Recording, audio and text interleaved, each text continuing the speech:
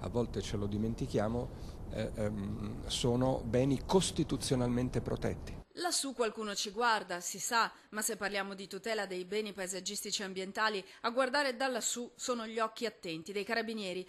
Grazie ai mezzi del 14° nucleo elicotteri di Treviso, infatti, con un lavoro certosino di confronto sulle banche dati, i carabinieri del nucleo tutela patrimonio culturale di Venezia hanno monitorato 387 aree sottoposte a vincolo, denunciando infine 61 persone, oltre a sequestrare beni per 8 milioni di euro. Beni nati per celebrare la ricchezza patrimoniale e culturale di una famiglia o di un territorio, restano ai posteri spesso come patrimoni privati, ma oggi anche di tutti, grazie ai vincoli imposti dallo Stato.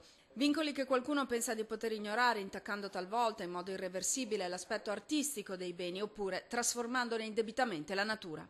È il caso di Palazzo Gradenigo a Pieve di Sacco, dove abbiamo riscontrato l'esistenza assolutamente abusiva ai fini della nostra opera di tutela di un centro massaggi ben inserito in un contesto storico assolutamente diverso da quelle finalità.